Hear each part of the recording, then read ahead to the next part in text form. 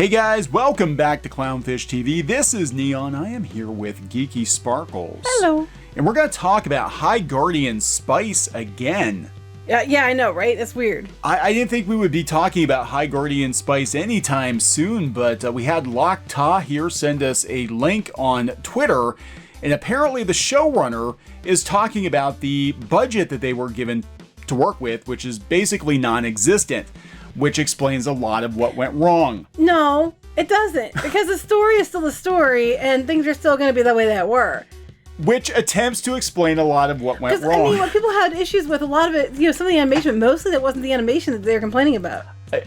Yeah, we'll talk about this. We're going to talk about this. This is called Damage Control. Mm-hmm. This is all the... it wasn't my fault. Yeah, all the dirt is going to come out now that Crunchyroll is being sold.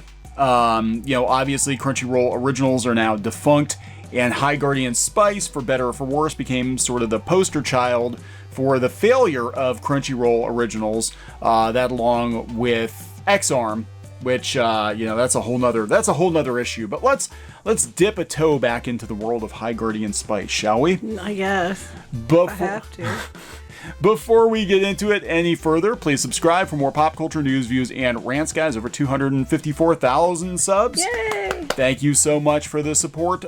We do talk about the animation industry. We talk about anime. We've talked at length about High Guardian Spice. We were, in fact, like the only YouTube channel that had any hope that this show would surface someday. I know, and even if we didn't say anything bad about it, they were all losing their shit. Like, how dare you? And it's like, no one else is talking about it. We're just like, is it coming? Because it's shitty if it doesn't, because all the people that worked on it. Yeah, and the spice flowed at the very end, the very last minute, probably some contractual obligation. After the news that Crunchyroll was being sold to Sony, they did finally dump this show onto the streaming service, and it, got reviews. Yeah. Now, to be fair, you actually did sit through the whole series. Yeah. You said it wasn't as bad as it could have been. It wasn't. But you know what? Honestly, I'm sitting here trying to remember anything important about it, and I really can't. Like, I really don't remember much about the show. That's how it was forgettable, and it was like... Yeah. Mostly forgettable. I watched about 2 or 3 episodes of it, and I decided it wasn't for me. Now, I don't... It was diversity and forgettability. Diversity and forgettability.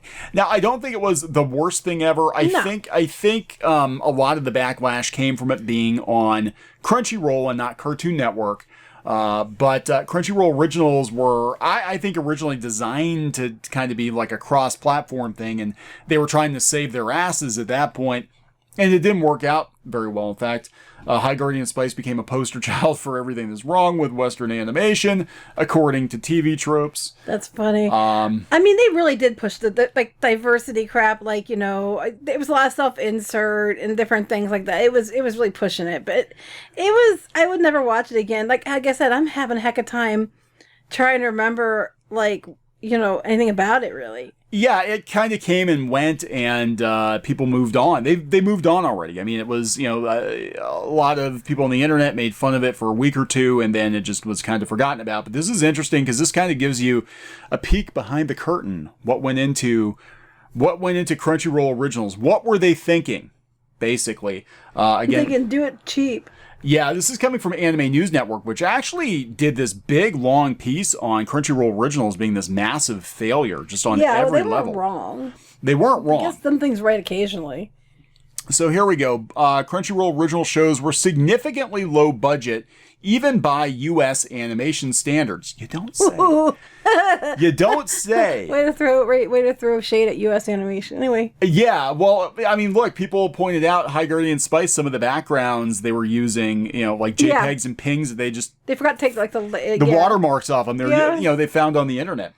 So in 2018, shortly after Crunchyroll announced High Guardian Spice as the first Crunchyroll original, head of Crunchyroll Studios, Margaret Dean, also the head of Women in Animation. Whatever happened to Margaret Dean? Is she still around? I think she crawled under a desk. I don't know what happened.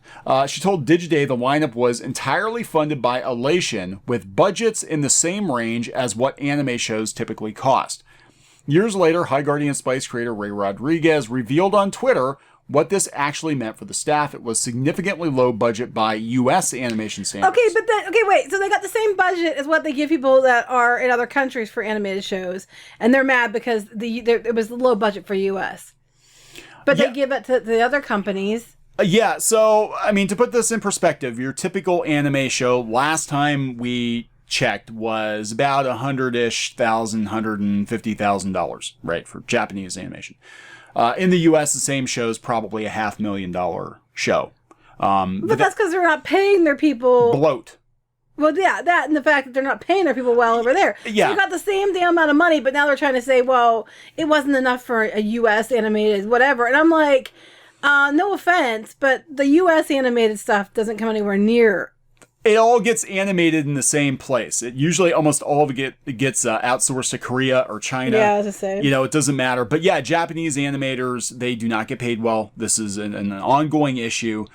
People working in the Philippines do not get paid well. This is an ongoing issue. Where the expense comes from in America is a lot of times the writers, the showrunners, the voice actors, they're unionized, they're making big bucks. So it could be like the animation studio gets $100,000, but the episode costs $500,000 or more because of all the Western bloat, I guess. I don't know if that's why, but whatever. I would assume, like The Simpsons. The reason Simpsons was so damn ridiculous is the voice actors were getting paid so much. Okay, so here's the thing, though. This was created by a non-union studio. Ray Rodriguez argued that many of the perceived problems of the end product can be attributed to the low budget. They just said they gave the same budget to other places that do good shows. Yeah. So this is the blame game. Isn't that what they said? That it had the same range as what other anime shows typically cost that they do when they outsource it to their, to Japan or whatever.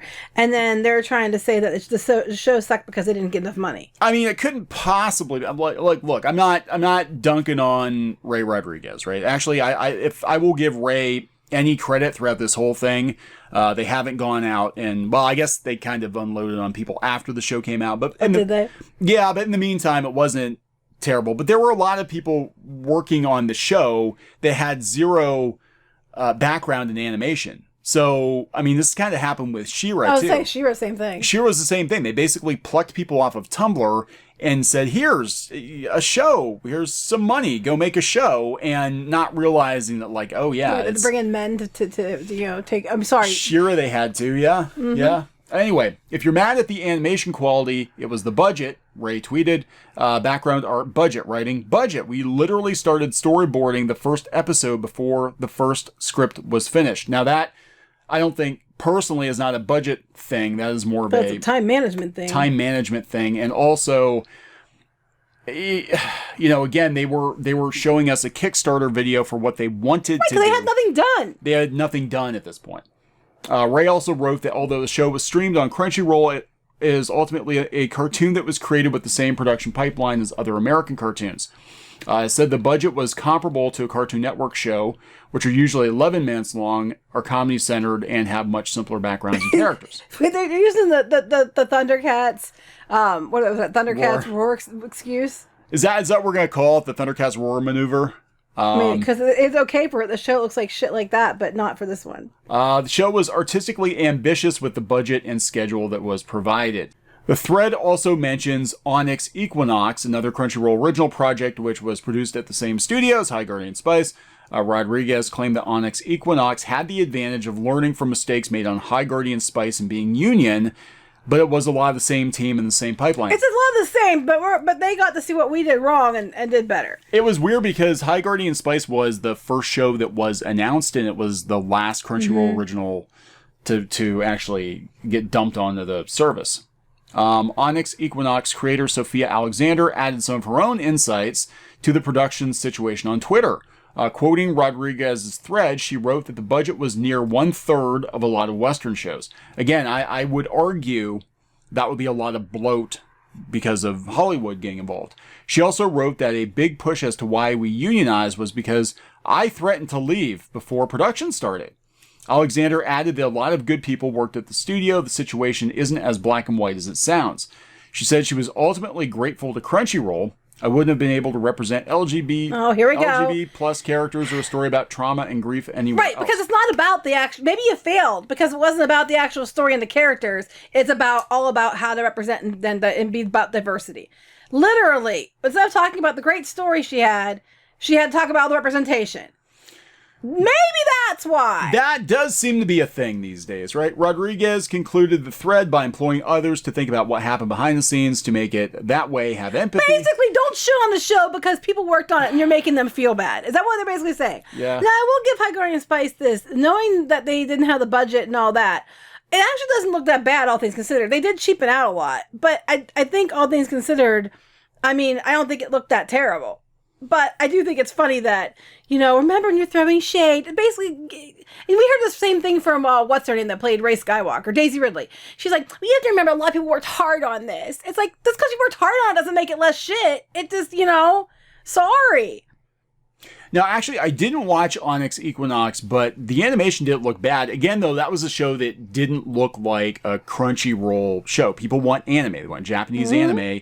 And they were basically trying to use subscriber money to produce Western cartoons. And I think the long game they thought was, we're going to make cartoons that maybe will use Crunchyroll money, but we'll get them on Cartoon Network. We'll prove that we're still valuable to Warner Brothers, and they won't get rid of us. And because we knew before they got sold for like a year and a half that Crunchyroll was in trouble. Like one way or another, they were going to get gone. They were either going to get, at that point in time, the word on the street was they were just going to roll them into HBO Max and merge them with Cartoon Network, and that was going to be it.